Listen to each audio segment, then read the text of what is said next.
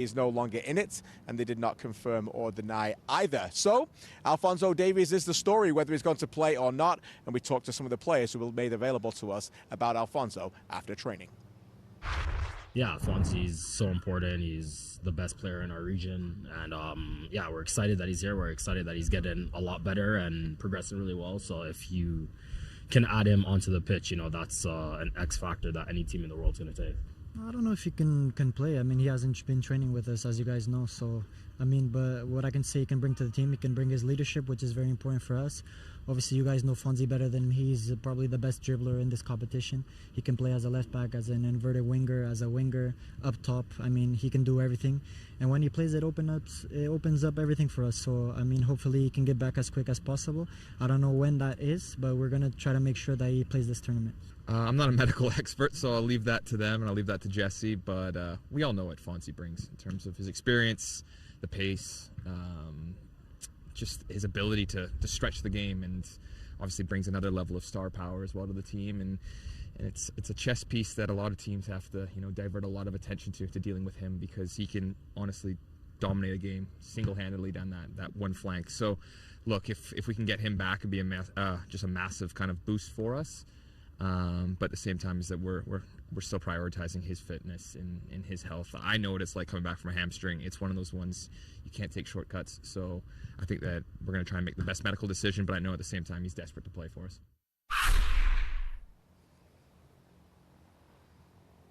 Canada Soccer under Jesse Marsh, 32 matches, 2,880 minutes. Alphonso Davies, 1,000 exactly, just under 35%. So whether he plays or not in the next game, one thing's for sure, Jordan and Gareth, Canada Soccer have got a lot of recency from the fact that they don't have to necessarily rely on Alphonso Davies. But whether they liked it or not, the players had to talk about him today. Their captain still TBD in terms of what's going forward and whether he's available. But if you read between the lines, probably unlikely, but maybe a substitute for Thursday against Qatar. From RTP to TBD, Gareth Wheeler, would you risk it? I know you don't have access to the medical information, but just as we get closer to the game, I know you're having this thought swirl in your head. Well, forget TBD. I was thinking WTF today when all this was transpiring, because if there's look, I get gamesmanship. I understand how it works. I understand why it happens. And oftentimes I advocate for it. But at a time like this, in a World Cup, with your captain Alphonso Davies, the track record that he has gone through, the issues with his agent, the issues with Bayern Munich, if there was one player I would be deliberate in my messaging about, it would be Alphonso Davies. So I'm not quite sure what this is all about, whether it's to protect the player, whether it's to keep the opposition guessing, thinking, I guess. I'm just not really sure what you get out of this by not being deliberate in your messaging. So, look, the last thing that you want is all the players at camp today asking questions about Alphonso Davies when definitively a must-win game is ahead. So, in my personal opinion, I think this situation could be dealt with much better. And I think that we will eventually learn whether this tactic pays off or not. If Alphonso Davies plays and is healthy and everything moves along merrily, then so be it. I just think that this is an unnecessary distraction. And it's the last thing that Davies or anyone needs right now is any kind of deception. Look, the messaging might be clear behind the scenes, Adam, but public perception matters here when it's a player of the magnitude of Alphonso Davies with what he's already experienced. One Soccer on location, Christian Jack in Vancouver, powered by General Mills. KJ, aside from Coy, how would you describe the mentality of the Canadian players? We know, especially those who've been able to be in these matchday -1 and 2 environments, that although it's not the day before the game, matchday -2, very important for the preparation in these tournaments. Yeah, no doubt about it. You know, we talked a lot on this World Cup about last Friday's game being a game that they could win, and now it feels like this is a game that they have to win, right? We all know the scenarios within the group stages. And I think what comes down to this is what I wanted to talk to them particularly about today was their mentality. You know, they've done a lot of good things under Jesse Marsh, and they've become a very difficult team to beat. The next step now is becoming that team that knows how to win. And I think they know how to win certain games, but that doesn't mean that you truly know how to win. That mentality of true killers. And I thought Alistair Johnson was the right person to ask that. He's been at Celtic now and consistently winning trophies. He won again the double this year in Scotland, and that team is the example for me of what it truly takes to feel like what it means to win. Here's what Alistair told me about trying to take that next step and getting Canada towards that mentality. Yeah, it's a tough one to put into words. I'd say it really is something that's built on having experience doing it. It's not something that you can, you know, kind of fake that confidence, and it's something that not only does it just boost your team, but it affects the other team as well. They can sense it. There's a level of confidence and almost a sense of inevitability that, you know, there is going to be a goal that's going to happen in the last minute, and you can almost see it in the other team's eyes as well, that they almost feel it's coming as well. So look, I thought that we actually, in that Bosnia match, we were in the ascendancy and we had chances. But yeah, you're probably right. If we just had that little bit more of that kind of killer instinct, maybe we find a way to get a winner there, and we're sitting on 3 points going to the second group stage game. But look, we're still building towards that. You know, that's something that every single team in the world wants to be. You know, have that winning mentality, and we've still got a long way to go with that in terms of, you know, we look at this group, we're such a talented group, but we still haven't won any trophies or anything. So we're still building towards that, and look, these tournaments are the best time to go out and show that. And I think we showed that in Copa America, that when we're at it and, you know, we're playing at our best, and, you know, we're such a deep team now, the guys coming off the bench as well, that we can put fear into pretty much any team in the world. So we need to get back to that. Ideally, you know, we'll show that again on this week coming up here against Qatar.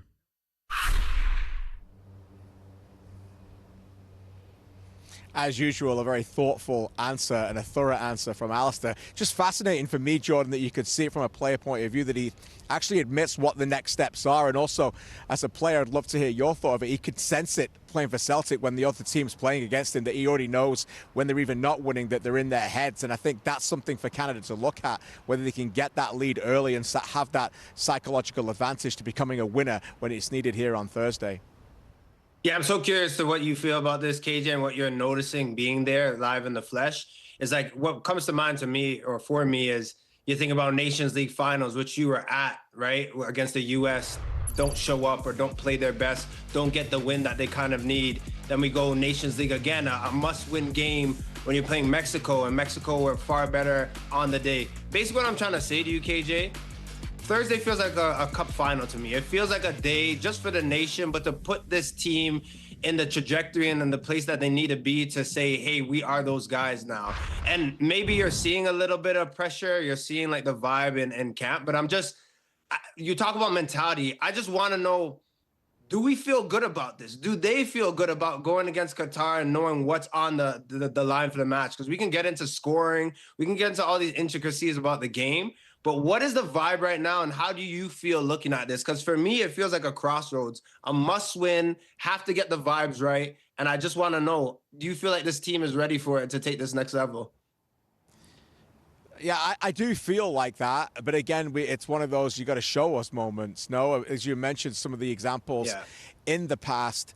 Those moments in the past, they have come across certainly regional, some of the Goliaths in that region.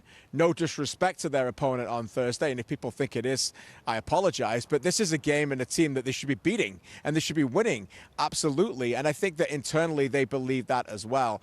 You know, it was 8 years ago this week that Canada were given this World Cup, and at that moment, Canada were ranked 80th in the world. At that moment, people thought, okay, they are another Qatar. They are another South Africa. They're getting a place in a World Cup simply by the fact that you get the right to host it. And this team has spent the last 8 years demanding more and expecting more, and suddenly building their reputation up to get a game like this, to now have a game against Qatar because of the advantage that they have by having the fact that they're a host nation. So, yes, I think internally they absolutely believe they can go out and win, and they should. Well, KJ, that's the what and the why of this match against Qatar. But what about the how? How do they approach it? How do they accomplish these goals? Well, there's a couple of things for me from that. We've talked a lot about the World Cup so far and some of the teams who were surprising, and a lot of the clean sheets that have come out of that where teams have been very difficult to break down. And belief is one that you don't want to be giving the opponents. You know, there's a feeling that Qatar shocked Switzerland and maybe you'd be a bit more wary of them. I also subscribe to the feeling that maybe they've had their World Cup moment and maybe they don't need it anymore and they can't necessarily get that again. So when I spoke to the players today, here's some of the players that we spoke to on that kind of approach that they need to take going into this crucial second game of the group stage. I think it's the fact that everybody knows that, you know, this is a matter of life or death for us. Obviously, when we are competing, we're just not here to spend our times. We want to win. We want to make history like we did against Bosnia, which was very important to make that first point. And this second game is as much as important because it's the first opportunity we have to go after the win and make history again. Obviously, that doesn't consume us. We have to do what we do best, which is be ourselves. But at the same time, we know that every game in this World Cup is very hard. So we're going to be warriors Thursday. Yeah, I think it's just being very good in both boxes, which that's what we plan to be on Thursday. You know, making sure that in the defensive third we're taking care of things. Anything we've seen from last game that we need to improve, we will improve, and then just moving forward into the other box where last game I think we created a number of chances, really good chances that we should have scored. That when we get this game, we're going to put them away. It's about us ideally dictating the game with the ball, but also being aware of that this team is fine to hit you on a counterattack and have the individual talent to be able to put moments together as we saw against Switzerland. You know, even that last 10 minutes of the game, Switzerland were up 1-0, but you know, Qatar were getting some counterattacks. They were definitely growing into the game, and they never felt out of it. And that's something that, you know, you have to be impressed with. It's a really good Swiss team. But Qatar never, you know, felt like they were defeated. And obviously ended up getting that equalizer at the very end with a center back going all the way up. So again, there's just little things that we have to take in consideration that, you know, potentially if you're up late, you know, might have center backs coming in and you know, making the box late in the game. So that's things that we're looking at. But it's ideally going to be a game we're going to be able to dictate the tempo of the game, play on our terms. And yeah, I think it's one of those games that you need to find a way to score early, ideally, to really open them up, because otherwise they've shown that if they're in a game and it's tight, they're really comfortable defending deep and being able to hit you on the counterattack. Some really interesting tidbits there, as Alistair Johnson alluded to. Score early, Stefan Eustáquio. We need to be warriors. Remember this, back to my advantage point.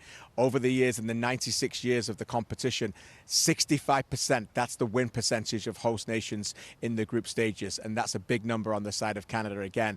Only two teams have never won one of their first two group games. South Africa in 2010, Qatar in 2022, the only two teams never to reach the second round of the World Cup. Canada don't want to be on that list, and if they win on Thursday, they won't be. Okay, KJ, I'm certainly not a mathematician, but even I can do, they lost the first, they have to win each of their last two games to maintain that historical average and hit 66%. We thank you for joining us from Vancouver, KJ, powered by General Mills, One Soccer on Location. We'll chat with you soon, my friend. And here is the Group B table as one final reminder why this game against Qatar is so important. Brought to you by the number one. One. That's exactly right, Wheels. It looks like a computer code binary 101001, etc., etc. Morse code. It's all to play for, and we'll certainly get a clearer picture after the match on Thursday. Time for a break. On the other side, we will look back to some of the matches that are already in the books. The stars in action on Tuesday.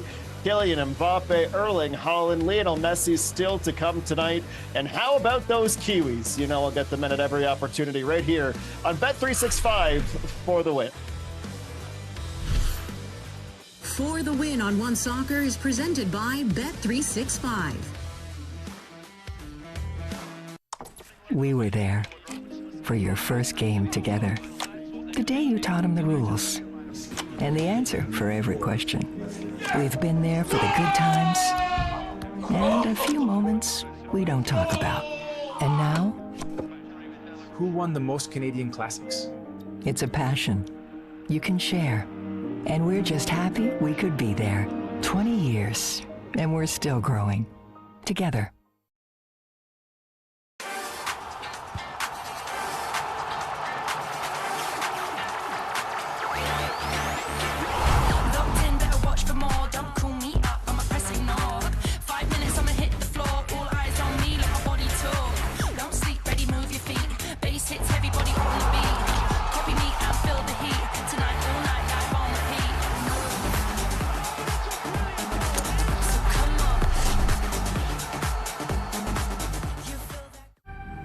In Canada, our future stars don't simply show up on the world stage. They are built from the ground up, right here in the heart of our communities. Oh, lovely through ball there, Isaiah Johnson! Goal for Halifax! From a childhood dream to the national team. Jacob Shuffle, yes! He's done it! Canada, let's hope for the footballing world! We are Canada, driven by Volkswagen. Canada are really pressing here. Oh, what a move! That is a quality ball! Now the run into the box!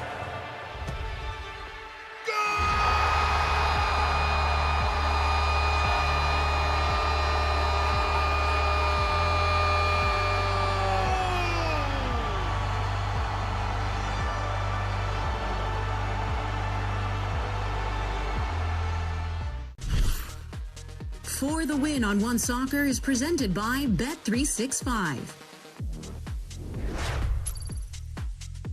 Well, Spain and Cabo Verde certainly got all the headlines on Monday, but for my money, the best match of the day, New Zealand and the Islamic Republic of Iran. The player of the match, Elijah Just. 2 goals for the Kiwis as they would go ahead twice, only for the Iranians to equalize each time. A thrilling end-to-end match where right until the full-time whistles, you really weren't sure if we would have a winner. And yes, ladies and gentlemen, this also meant that Jenkins' parlay from Sunday did in fact hit 2 for 2 to start the tournament as the Kiwis and the Iranians followed through with the theme of draws as we saw them all day long. Could not get much easier than this from Los Angeles Stadium. Even the possession numbers were just about split right down the middle, fitting for Group G that looks identical to Canada's Group B, where all 4 nations have a draw to their name and a 0-goal differential. So match day 1, just about a wash for Group G as well, and we are very curious to see how things transpire for the rest of the group. Tunisia, they have a new head coach, but he is a familiar face. That's right, Hervé Renard is back in to oversee the remainder of the World Cup after Sabri Lamouchi was sacked following the colossal defeats to the Swedes. Now, the 57-year-old, he certainly is no stranger to the World Cup, having participated and coached in each of the last 2 with Morocco and Saudi Arabia. He also led the French national team against the Women's World Cup, where they went all the way through to Australia. But with that, let's get into France and Senegal from today. Gareth Wheeler, 3-1 the final, and my goodness, it took a little bit of time, but once Kylian Mbappe and co got going, they really looked like a juggernaut. Best game of the tournament for me, just in terms of overall quality. 2 really good teams, and the better side came out on top. France really flipped the switch in the second half. It was like they were feeling each other out in the first half. Senegal obviously possessed a real threat, but so much quality in this French side. Kylian Mbappe with 2 goals. He surpassed Olivier Giroud as the all-time leading goal scorer for the French national team. I said it before this tournament. By the time that the World Cup here in 2026 is done, Kylian Mbappe will be the greatest goal scorer at World Cups of all time. An emphatic performance by France, laying down a marker. I actually really love the fact that they only made 2 changes in the game as well. So shout out to Didier Deschamps. You don't have to use 5 substitutes just because you have them. This French team is poised to go on a run. Best quality side in terms of talent in this tournament. Look out, the French are coming. Jordan Wilson. Look, this guy's different. Look, 14 games and 14 goals. That's what we haven't even put up there. Wheels. Jenko. Like, this guy's a machine. Let's even go a bit further. The last 2 World Cup games for Kylian Mbappe, he has 5 goals. Like, what are you eating, my guy? Like, what are you on to just be producing those type of moments? And we have to say as well, watching this game, I agree with you, Wheels. Very exciting, specifically from the Senegal perspective, but looked like the worst player on the pitch in the first half. Then he just has something instinctive, Kylian Mbappe, and saying, you know what? Olise, play that ball. I'm going to make that run and finish something that looked easy, but it was a spectacular finish. And then his second goal is also out of this world. So this guy just knows how to produce a big moment. But we've talked about it on air, off air, Wheels, Jenko. This France side looks legit. Olise as well. him in like a free role playing the 10. I know we have Bayern Munich, One Soccer has it, and we're there every weekend just looking at this team closely. But that's him as a right winger. Him floating around, finding space and players feeding him, scary hours. He looked dangerous. But I will say something about Senegal. I love the way they looked. I love the way they started this match, but it proves true. And we've been talking about it a lot on the show for the win. If you don't go and finish your dinner, it will always come back to bite you in the tush. And that's what happened. You're looking at the Sarr chance. Senegal was on it. They were taking it to France. Sarr chance. Oh my. The Sarr chance. With your left no one foot. said it. Yes. I've been looking at all the commentary. Wrong foot. Left foot. Yeah, swing your left foot. foot in there and you get a chance on frame. You open with your right. It goes over the bar. Like, it was a poor execution. But Senegal, I'm going to be okay with that side. They're going to grow into the tournament. But again, it's one of those things that I hope Canada is paying attention to.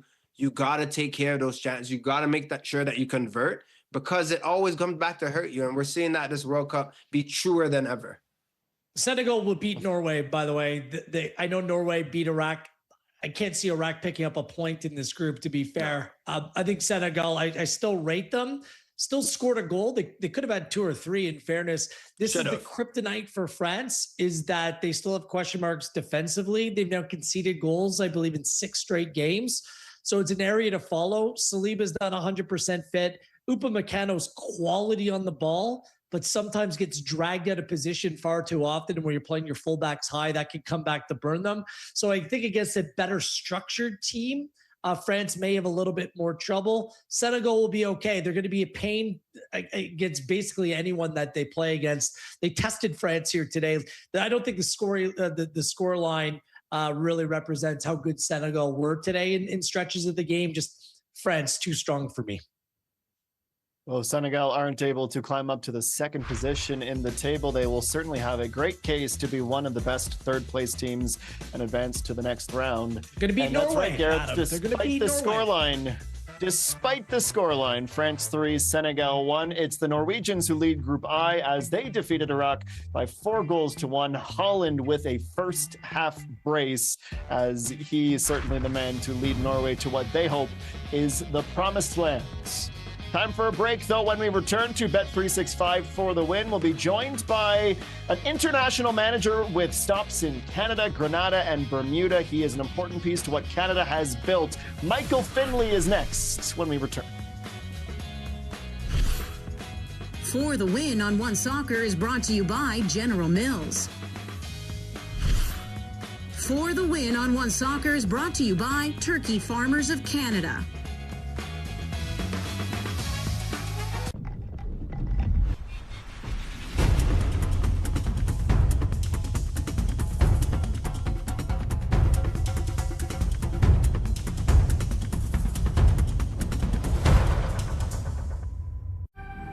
In Canada, our future stars don't simply show up on the world stage. They are built from the ground up, right here in the heart of our communities. Oh, lovely through ball there, Isaiah Johnson! Goal for Halifax! From a childhood dream to the national team. Jacob Shuffle, good! Yes! He's done it! Canada on top of the footballing world! We are Canada, driven by Volkswagen. And for Canada, BMO. After 20 years of supporting the game, we're actually going to play in one. Let's go! So what do you need? Precision striker, rock solid left back? We need a coin. For the coin toss? Oh, yeah, sure. I mean, I get it. Can I at least flip it? Heads or tails? I'll do that. We're on TV right now. Yeah. Hey neighbor, meet Walmart Plus, the new membership that does delivery differently. I'm talking unlimited free same-day delivery, free shipping, and no order minimum. And it comes with a Crave subscription too. Yeah, it's like a 2-for-1. Try it free for 30 days. Walmart Plus.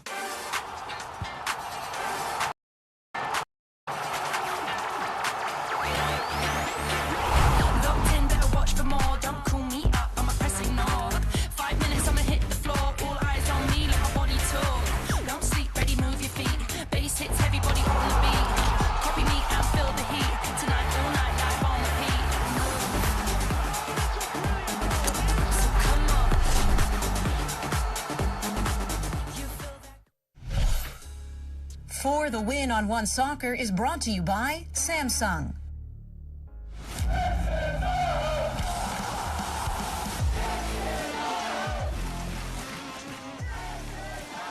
And a reminder of Canada's schedule at this 2026 World Cup.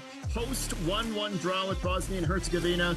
It is match day -2 today, which means we will see Canada and Qatar on Thursday with a 3 p.m. local time kickoff in Vancouver, followed by the preceding Wednesday, where they will take on the toughest team in the group with so much to be decided, the Swiss, and that will be a noon Pacific kickoff on TSN. Joining the program now is a former Canadian national team assistant and interim head coach. And Michael, the title is long, so please bear with me as I go through the notes because I don't want to miss a step on your incredible journey. We have experience as well, of course, with Grenada and most recently with Bermuda, where you saw the nation through to the final qualifying round in CONCACAF. Needless to say, you know plenty about CONCACAF football. You know plenty about coaching as a former member as well as a technical consultant with the FIFA Talent Development Scheme program. Alas, with all that said, we have established the bona fides. Let's talk about the football, Michael. You were sharing with us just before we began the show today that you had the chance to walk through West Van with a cold beverage in your hand instead of a tactics board and watch Canada play at a home World Cup. What has this entire experience been like for you so far? Yeah, thanks for having me, guys. Really good to see you. I feel like I've now joined football royalty being on this show. So please, I've marked my... Welcome back anytime, Michael. Exactly. Anytime. Thank you. I'm done. Goodbye. See you next week. No, you know, I can imagine what you guys are thinking because you're part of this whole process of trying to develop and promote Canadian football for many years. I mean, it's really hard to put into words for me. My first recollection of a World Cup was when my dad took me to Pacific Coliseum in 1978 to watch Scotland play in Argentina on closed circuit television. So you can imagine how far we've come. But, you know, until I left Canada Soccer, you know, I'd spent, 17, 18 years promoting, developing, speaking for, being part of, Canadian football, and to see it now on our home turf and seeing, not just footballers and not just football enthusiasts, but you're starting to see that general public show an interest in the game. It is a fabulous day. And I can tell you, I look forward to hopefully this part of the game becoming a much more integral part of our community and the fabric of sport in Canada. But yeah, it's moving, quite frankly. It's been very moving. Well, Michael, just because you are joining the evil empire that is the media doesn't mean we're not going to ask you to put on your coaching hat as we discuss a couple of hot button topics around the Canadian men's national team right now. Of course, it's who's going to start up front against Qatar after Jonathan David's substitution, Kyle Laren's super sub heroics, and how much Canada can rely on certain players that have been coming into this tournament with injury. So let's start with the first question there then, with the striker position. It's the one that many supporters are bantering about. How do you see this group best deployed? Yeah, I mean, I think, I've had that experience in the past, certainly with Kyle in the national team's program. Kyle did what he does the other day. He scores. And I know that sounds quite simplistic, but Kyle is one of those players that just has a knack of finding the right spot at the right time. I think him not starting, I can understand the staff and Jesse's final decision on maybe wanting to attack him behind a little bit more directly, a little bit more pace than, say, Kyle will give you. But at the end of the day, he deployed him at a time where it gave them great benefit and ultimately saved them a point. But now I think you have to play him. And so first and foremost, I think Kyle plays. I think he has to play in a front two, and I think Jonathan will play again, and I think Jonathan should play again. I mean, let's be honest. People may say he didn't have his greatest game, but then again, he's been a staple of the lineup. He's delivered in previous occasions, his experience.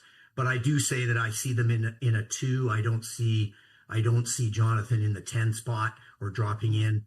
Jonathan's best parts are in front of him, and Kyle's best parts are things that he sees within the frame of the goal. So, if I'm picking the team tomorrow, I'm picking Kyle and Jonathan in the front two. Michael, I want to bring Gareth and Jordan in here in a moment, but you just spoke to us about the conclusion. What happens when you as a coach have your answer? But I'm fascinated by the dynamics before the decision, because you're inside the changing room. You're dealing with these guys every single day from sun up through sundown and curfew, and you're having these conversations. Kyle, you're not going to start today. Hey, Tanny, it's your moment. I'm curious sort of the philosophy and the behind the curtain aspect of managing these players and managing these decisions. Yeah, I mean, it's what you're paid to do. They're difficult decisions, but they're decisions that you, at the end of the day, you need to embrace. And hopefully you make the right ones. And that's the beauty of being the head coach. It really depends on, I believe, the head coach's management and leadership style. Because these type of decisions can be very exclusive or they can be very inclusive. And if you are looking for the best answers, my philosophy has always been in the past is to gather as much information and be able to look at every scenario independently, and then gather that information and make the best decision at that time. In the end, let's be honest, the head coach is the one that's going to get fired, so he's probably going to have the final say. But in terms of that, I expect that the decisions that were made with regards to that first match were very similar to that process. I'm not in the room with Jesse and his staff, but I do know a couple of the members of staff, and my guess it would be very inclusive and trying to walk through each scenario and what they thought was going to give them the best opportunity to win at that time. And you got to give them credit. They made the decision to make a change, and it benefited them in the end of the day. And this is going to play into what they're doing probably right now, and that is putting down each individual scenario on paper and looking at each player who maybe can contribute. And it just might not be the front two either, as you probably want to discuss. It could be other selections at this moment in time, given the realities of injuries, performance, how they want to apply themselves come Thursday. I think his bolder decision, Michael, was taking off Jonathan David with half an hour to go. Yeah. Like, it clearly wasn't his best day. Larin Oluwaseyi, as long as you're direct and make those decisions, it's going to affect the players. You could see Kyle Larin knows the outside noise, the plugging of the ears. We see all of that, but it's how that player responds. And that's a big part of the coaching staff, and their job is to make sure that mentality is right. And I just wonder with Jonathan David right now, my biggest question is, how is he going to react? How is he going to respond? It's one thing Canadians questioning the performance, is another thing being pulled off earlier than he ever has by his manager in a game where you need to go and score a goal. That, for me, Michael, is going to be telling to see what kind of response we see from Jonathan David when they play Qatar later on this week. Do you have any questions about that? Look, I have all the faith in the world in Jonathan David. I put him right back in the starting 11. He's my main man up top. Track record is everything when it comes to this player, but still, whether it's body language, his touch on the ball, his demeanor, I think it's going to be really telling what kind of headspace he might be in for the next game. Yeah, I don't disagree with anything, Gareth, what you said there. I think the realities are that I will say that I think that, the first game at home, big crowd, big pressure, which, by the way, that's okay. It's time that Canada built upon that type of pressure to be able to carry that on your shoulders. Okay. Enough of the, we're the smaller nation, rah, rah, rah, here we go. I mean, that those days are gone. So you've got to take some responsibility. And I think Jonathan has it in him to take that responsibility. He's shown it at Juve when he was under stress and under pressure there. And if there's a difficult place to play in the world club football, it would be Serie A and Juventus and what they expect. So he rode that very well. So he probably will take some learnings from that. But I also think that when you're dealing with international football, one of the things that is very important when you sit down with your group is to explain to them that not everybody is going to play a 100% role. They're always going to play maybe a percentage role, whether that be from the back all the way up to the front. Not everybody is going to be the starting 11. Not everybody is going to score the goals. Not everybody is going to provide that service. So they have to embrace the idea that you need to support each person in each situation. And when you're dealing with an event such as the World Cup, I think that is a really, really important piece of what's going on in behind the scenes, is how are these players connecting and how these players are respecting each other's contribution at any one given time. Because at the end of the day, the reality is, and you've seen it in the World Cup already, almost every team has used almost every sub in every game. So the whole substitution and scenario has changed the dynamic of tactics. So everybody knows at any given time, they're going to step onto the pitch. And Kyle's a prime example of that the other night. Gabe's got Michael, 5 subs. Just saying. Just saying. Michael, we know you've coached a lot of these current crop of Canadian stars, Kyle and Jonathan, Max, Alfonso, Richie Larea, et cetera, through the youth and senior teams. But during these World Cups, I have to say one of the some of the moments that I cherish the most are seeing the players from bygone eras of this team and what it means to them. I know the other day, I think it was Dale Mitchell and Alan Arrington, in a watch party reacting to the goals. And you think of those players and coaches from the past versions of this team, the foundation layers. I'm curious, from that crop of maybe not this current group of players, but people you've coached and have been foundational to Canadian soccer, who would you like to transport to 2026 and add maybe as a starter or a sub for Qatar or the Swiss? Yeah, I mean, you make a really good point, and I think it's important, and it sounds like a little self-promotion because I was involved in that process. But I think Canadian football fans have to know, because the game has grown immensely, the media's attached itself to the World Cup, and the stories are very current. But a lot of you know, and Jordan will know this too, there are so many people who have traveled this road to get here. And there were so many players that were involved, and staff who were involved in Canadian football. You know, we used to say Canadians used to have the wrong passport if you wanted to be a professional footballer, because every time we would call in players, we'd have to not just convince them because the fact is they couldn't lose their job if they came to the national team because they were not regulars, but you had to convince the teams they were at would even take our calls. So those types of things are people like the, Nick Ledgerwoods of the world and the David Edgars of the world and those types of players that have been there, Kenny Stanatopoulos, players like that. I think that you forget about their sacrifices they made to be there all the time. But if you look at the era that just passed, I mean, I would love to see Atiba in this team. I'd love to see a Scott Arfield in this team. I would love to see, given our injury situation, a Stephen Vittoria in this team. Those types of players I think could bring it, if all things were equal.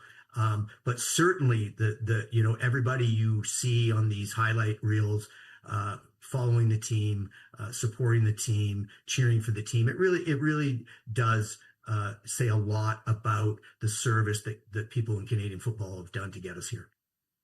Michael, you're painting such a beautiful picture of what it means to be Canadian and to follow this game and just what it is. You're so right. People have sacrificed. But let's just talk about Thursday, because I've already said it's not really a secret, but for me, it's a final against Qatar. You win, vibes are there. You also feel good about where you are in the group.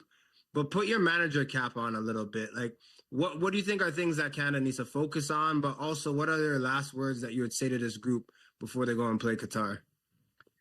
Well, first and foremost, I think we, as a manager, you would have been doing your prep prior to, so you would have had in place the plan for Bosnia and Herzegovina. You would have had your plan for Qatar. You would have had your plan for Switzerland, and then in between that, you'd have your transitional pieces if things didn't go well or things went well. I think you're probably in the middle here at this moment in time. I think from a Canadian perspective, first and foremost, I think they need to stick to the plan in terms of being the protagonist. The game model's out there. Everybody knows how Canada plays. There's no secrets in football anymore. They understand that process. It'll be more about selections.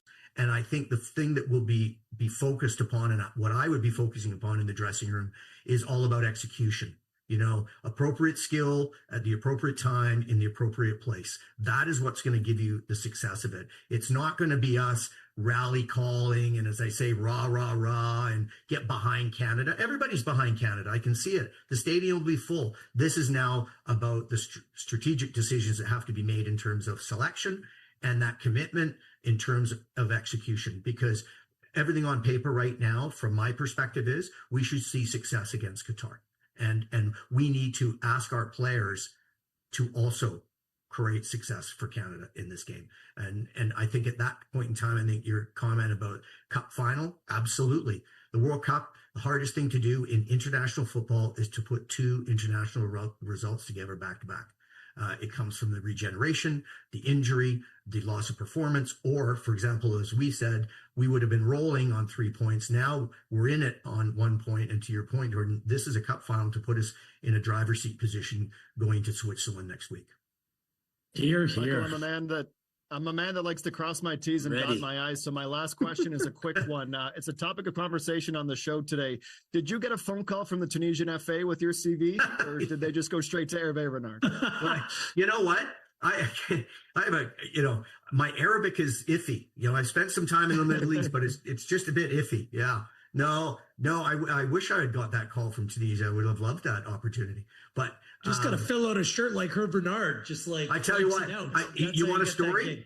Do you want a story? This is a true story. So I took over Canada after Benito Floro had left, and our first camp was in Morocco, and we played Mauritius and Morocco, and René was the coach of Morocco at that moment in time. So we get to the hotel. Everybody is unloaded, and everybody's got some time to get some sleep after the flight. Staff usually gets ready with regards to what's next. I took the opportunity to go down and go to the gym. As you can probably see, I'm really ripped, but buff. Thank you, George. So I go down there, and I'm not kidding you. René is in the gym. I looked in the gym, and he had this sort of singlet shirt on. I turned around and I went back to my room. I just couldn't bring myself to go in the room, and I look at, and then he shows up on game day, and he's wearing this white shirt. He can hardly get in it, and I'm looking at it, and I walked over. He says, "We said our niceties in the technical area." I said, "I saw you in the gym yesterday. I decided not to work out." Anyway, we saw each other in Qatar at the semifinal. And he comes walking over, and he goes, "Hey, you're working out again, are you?" And so it was quite funny. But that's super nice. An absolute delight to have you on the program, sharing some stories and memories, and our sincere thanks for your contributions to building up this Canadian men's national team to where it is today. Thanks for being here with us. No, thanks very much, Shannon. I have to say, I've worked around the CPL and around Canadian soccer, and I will say this. It is so essential for us to remember that this is probably the most important project in the world for Canadian football, and that's the Canadian Premier League and the whole infrastructure around that. And I'm not just saying that because I'm on this show, because the circus will leave town, and we need to build a stronger foundation to this, and we do it through this type of activity. And I look forward to the next time I'm on the show if you'll have me. So have a great day and enjoy the football. Love it. Amen. Well, don't block the Tunisians, and don't block our producer's phone number. We'll be calling you, Michael. Thank you, sir. Okay. Thanks, guys. Take care, Michael. Take care, boys. A wonderful chat with a wonderful figure of Canadian soccer. Let's talk about the Canadian Young Reds as they will get set to play in the CONCACAF Under-20 Championship. Their 3 Group C matches will be played in Puebla. The 4 semifinalists go to the U20 World Cup. The finalists go to the 2028 Summer Olympics, and the Pan Am Games qualification also on offer, a big tournament for them there. After the break, we will, of course, have Gareth Wheeler's parlay of the day. But before that, Oliver Platt from Toronto Stadium as we preview a huge Ghana-Panama match that's coming up at the FIFA World Cup. For the Win on One Soccer is brought to you by General Mills. For the Win on One Soccer is brought to you by Turkey Farmers of Canada. Canada are really pressing here. Oh, what a move. That is a quality ball. Now the run into the box.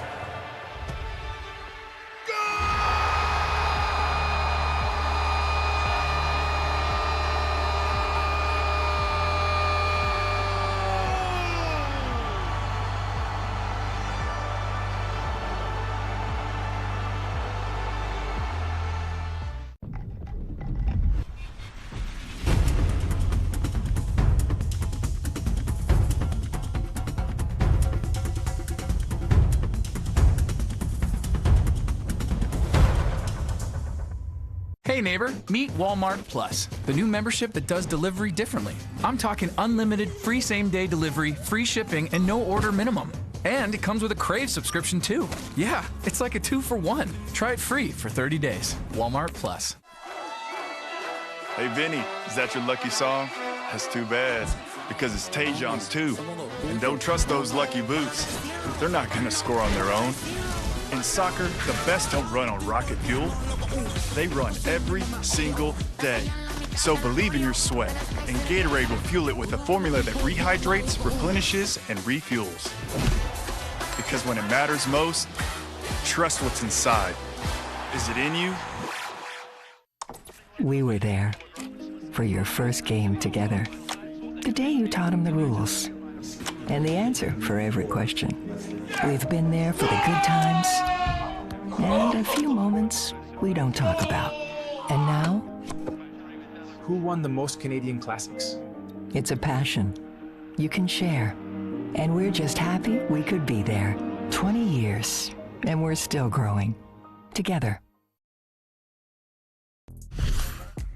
For the Win on One Soccer is brought to you by Samsung. Wednesday at the FIFA World Cup, matches in Houston, Dallas, Mexico City, and of course, Toronto. Portugal will begin the day playing the Democratic Republic of the Congo. England and Croatia square off in Dallas. Canada's World Cup tune-up partners, Uzbekistan, will play Colombia, and of course, Ghana and Panama on Canadian soil. And for more on that match, let's go now to Toronto Stadium, powered by General Mills, and welcome in Oliver Platt. The World Cup continues in Toronto tomorrow evening when Ghana faces Panama here at Toronto Stadium in what feels like a must-win match for both sides. They have games against Croatia and England's coming up in their group and will need 3 points here if they wish to have a chance of progressing to the knockout stage. Now, Ghana are considered favourites, but this has been a turbulent period for the country as a whole. Just last month, they exited a $3 billion IMF bailout program, and that has been reflected in the fortunes of the team on the pitch as well. We all remember 2010 when Luis Suarez's infamous handball denied Ghana a place in the World Cup semi-finals. They would have been the first African team to reach that stage at the time, but it has been much tougher sledding since then. Ghana has only one World Cup win since that match. They failed to qualify in 2018, and even more damningly, they failed to qualify for the most recent Africa Cup of Nations, having exited in the group stage in the 2 tournaments prior to that. They feel like they're in a state of turmoil entering this tournament as well. Otto Addo, the previous coach, was fired after poor results and performances in the March friendlies. And Carlos Queiroz, now 73 years old, has been turned to for some stability. But Queiroz, at today's pre-match press conferences, did not know whether he would be able to call upon his star midfielder, Thomas Partey, formerly of Arsenal. Partey faces 7 counts of rape and 1 count of sexual assault in the UK in a trial that will go ahead next year, and was denied entry to Canada at the border. That decision was appealed. The appeal was held in a federal court in Ottawa this morning, and later, after Queiroz had given his press conference here, the case was dismissed. Partey will not be able to come into Canada and will not be able to play in this game. Now, Panama, in contrast, are a picture of confidence and serenity. They entered the FIFA Top 30 for the first time last year after making the CONCACAF Nations League finals, although they do have a potential key absence themselves in Adalberto Carrasquilla, who is expected only to be fit enough for a place on the bench. Don't overlook Panama, though, despite being underdogs in this game, in the penultimate match of the first round of fixtures here at the World Cup. Thank you, Ollie. Our picture of confidence and serenity here at One Soccer. TELUS is proud to partner with soccer organizations across Canada, helping to raise the game from grassroots to elite levels. Gareth Wheeler, your TELUS player to watch will be Luka Vuskovic. Luka Vuskovic is a legitimate stud. At 19 years of age,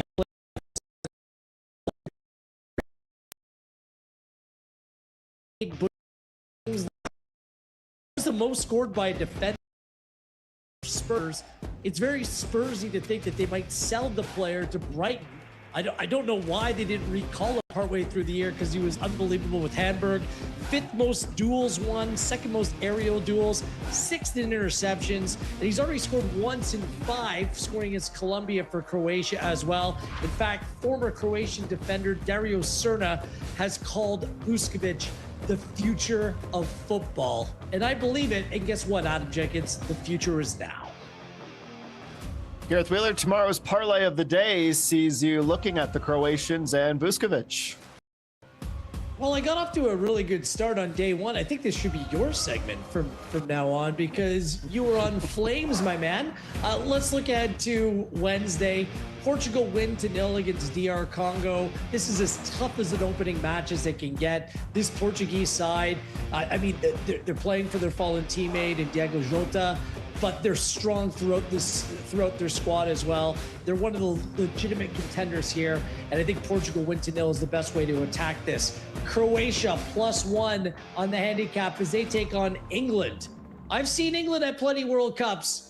Pragmatic, slow, disappointing. Yeah, those are all words that I describe them by. Croatia, not so much. 2nd, runners up in 2018. In last year's tournament, or the last tournament, Adam, in 2022, 3rd place, beating Canada, Belgium, Morocco, Japan, Brazil, Argentina, and then beating Morocco in the end. That was their path. That's as difficult as it gets. They're tried, tested, and true come World Cup. And I like that as a play, a full goal in the handicap. And Croatia to win to 0. We saw Uzbekistan play Canada. It didn't look like they'd be able to score if they played for a week straight. Colombia is a very good side. I think that Uzbekistan are in tough. Put those 3 together, +683 is a juicy number. Wonderful. 3-leg parlay for Gareth Wheeler. Wonderful. Let's get to some straight shots. Stewart and Wilson with some individual match money lines. England -138, Croatia +375. You know what it is. It's going to be a draw this match. Obviously, these two teams, I think they're going to go far in this tournament, England and Croatia. But come on, seeing as how the tournament has gone so far, seeing as for me, obviously the 2 best teams I'd say in that group, it looks like a 1-1 draw. Feels good. I will say, though, Wheels, I don't know if you agree with me when it comes to England. I totally agree about your player to watch for Croatia. But when you're looking at Morgan Rogers, I think he might start tomorrow. I think he should. Over Jude? Jude? A player that will heat up this tournament. Jude will have his moments. I think first match going against Croatia really throw some at them, give them that punch. Jude's going to start a lot of the games. Morgan Rogers, there's a case to be made that he deserves to start and go and cook. That 23-year-old that's killed it at Aston Villa, go on and show what you can do, because he, for me, for England, is going to be that player to watch. He, for me, is going to be someone that could turn things on their head for England. So, yeah, of course, you're going to talk about Jude Bellingham, my boy Saka. But a player like Morgan Rogers, I think this is coming out party. I think he's going to show the world and the England fans what he has to offer. It's dangerous. Yeah, and with your boy Declan Rice and Elliot Anderson in behind, it's the perfect context. And it seems like Tuchel, that's his biggest decision maybe in his starting 11, what he does at that position. I think how he manages it too, right? Just saying, Jude, like, hey, this is a long tournament, right? If you're going to go to the final stages, 7 games, you're going to have to play. There's going to be a lot of Bellingham moments. But I think right out of the gates, playing a Rogers 23-year-old, turning 24 by the end of the tournament, like, it seems like his role to just be that secondary striker and to supply Kane some service. But that 1-2 punch could be deadly for England. Just want to say quickly, Adam, Croatia's playing in Toronto, but the 2nd place team in this group will play a round of 32 game in Toronto. So if you'd like to see England roll into town, then you want to put your support behind Croatia on Wednesday. Gareth Wheeler, the next one for you, Portugal and Congo DR. As we look at the lines, who are you favoring, or are you siding with Jordan Wilson's pensions for a draw? No, it's Portugal, and I kind of explained why. At the value that it's at, you got to play Portugal in the handicap. But my favorite way is the draw no bet. They have one of their maybe the best left back in this tournament in Mendes. They have the best midfield in this tournament with Neves, Vitinha, who's an absolute stud, and Bruno Fernandes coming off a season where he was the best player in the Premier League as well. They have depth. They're solid all across the park. By the way, the runners up in this group as well will play that round of 32 match against the 2nd place of the English group as well. So these games are really consequential for what that knockout round matchup may look like in Toronto. The other match in that group is Colombia, Uzbekistan. So Portugal are going to be a significant favorite ahead of this one. I'm really curious to see how they fare and whether they've learned some of the mistakes from the previous World Cup. I mean, they were extraordinarily disappointing going out against Morocco. It's Cristiano Ronaldo's last tournament. They've had success in the Euros, but not in the World Cup. So a lot of pressures on this Portuguese side. They're midfield. They're midfield. Two of those players I had to put in my best 11 in Vitinha. And you're looking at Bruno Fernandes as well that had an electric year. I know United didn't have the best year, but look, 21 assists. Like, this guy is a difference maker. Third place. No. That was a good year for United. Come on. We're doing a bronze year. They had a bronze. You see me gloating the Arsenal. We'll get into that another day. Don't worry. Anyways, I say all that to say Portugal. I see them going deep in this tournament, but Wheels is right. Like, tomorrow's the day that they're actually going to get the 3 points, and they're going to be cooking this tournament. I don't see them slowing down. Had Congo DR called up Dimitri Bertova Forge. Maybe I sprinkle a loonie on that plus 1,000. Ghana and Panama plus 125 for the African side, plus 230 for the CONCACAF side, and a draw at plus 230, Jordan. My Black Stars. When you look at Jamaicans, you could probably trace some roots back to Ghana as well. I love watching this team play. I also think with Panama, yeah, of course, it's a team that has grown in recent years, but I'm looking at Ghana in Toronto. Every Ghanaian I know is pulling up to and in or around the stadium. So they're going to have that home support. I put it on them to get the 3 points tomorrow for sure. I actually have Ghana being last place in this group. It's been turbulent coming in. They've been losing games and not winning. The problems with I think it's a mess. They can't defend. I trust Thomas Christensen. We've seen him so many times in CONCACAF help Panama elevate to new highs. I think that they're going to give Ghana a go. Panama's very familiar playing in Toronto Stadium as well. It's true. So I'd probably approach Panama in a positive way to round out this group. Colombia, by the way, last one, went to nil. I like this Colombia side. Says Gareth Wheeler. Jordan Wilson, plus 800 on the Uzbeks. Are you inspired by Edmonton? When Wheel says it like that, he's probably right. So I'm going to just trust him with that one. Thanks, Bet365 and the lines for Wednesday's group games. As always, those lines are subject to change, but plus 638 for Garrett's 3-leg parlay. Listen, I'm a little bit inspired. I'm not going to lie to you guys one bit. And because of the fact I'm not in the chair tomorrow, so if my words have consequences, I don't have to address them then. But we know we'll be seeing plenty of Gareth Wheeler and Jordan Wilson coming up soon. This is, of course, Bet365 for the win. Match day -1 tomorrow for Canada. We're getting close to the brass tacks, ladies and gentlemen. Hope you're excited, and we thank you for joining.